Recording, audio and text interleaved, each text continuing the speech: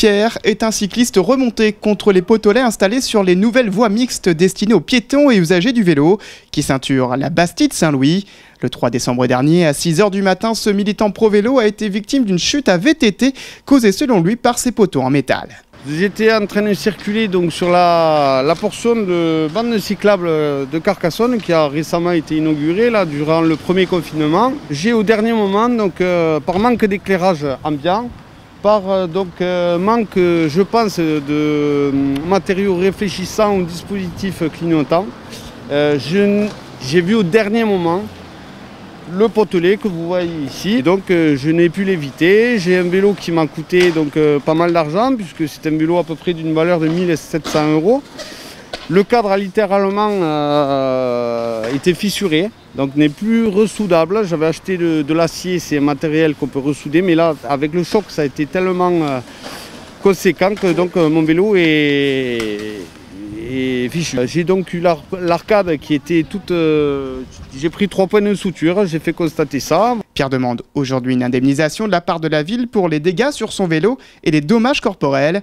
La mairie lui adresse une fin de non-recevoir, mais ce qu'il demande surtout, c'est le remplacement de ces potelets. Ces potelets que je trouve dangereux, je pense que ça serait bien et judicieux pour la communauté cycliste de Carcassonne, donc ville patrimoine mondial UNESCO qui est en train de développer ses pistes.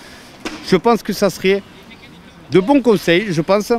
Ça, ce sont des potelets qui sont hors réglementation. Pour moi, c'est très dangereux. D'avoir installé ça, c'est dangereux.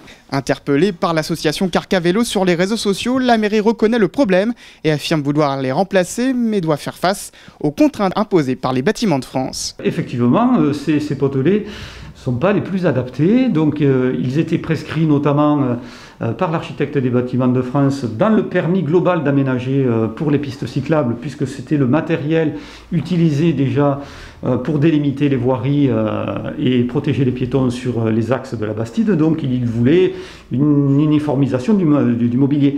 Mais effectivement, il est plutôt mal adapté aux pistes cyclables et nous allons donc reproposer lors de nos entrevues avec les services de l'État et l'architecte des Bâtiments de France un nouveau type de potelet qui sera nettement plus adapté. Et j'en conviens, effectivement, ils ne correspondent pas du tout à l'usage du vélo. Est-ce que tels qu'ils sont placés là, est-ce qu'ils sont réglementaires? Est-ce qu'ils sont aux normes ces poteaux actuellement? Oui, oui, ils sont réglementaires. Alors moi, effectivement, pour l'usage du vélo, moi je les trouve trop hauts. En fait, on pourrait accrocher au niveau du guidon. C'est ce qui est leur principal défaut, avec cette transparence qui fait qu'effectivement, au crépuscule, on les voit quand même relativement mal. Hein. Voilà, malgré les efforts des catadiopes qui ne tiennent pas. Donc on va les changer. C'est pas une polémique, moi je suis tout à fait d'accord avec la réflexion des usagers. Depuis le début, je vous avoue, moi je suis pas trop fan de ce type de matériel, y compris sur les trottoirs, parce que je les trouve trop hauts et ils gênent même lorsqu'on est piéton et que la rue est un peu étroite, on pourrait s'y cogner dessus parce qu'ils sont très anguleux.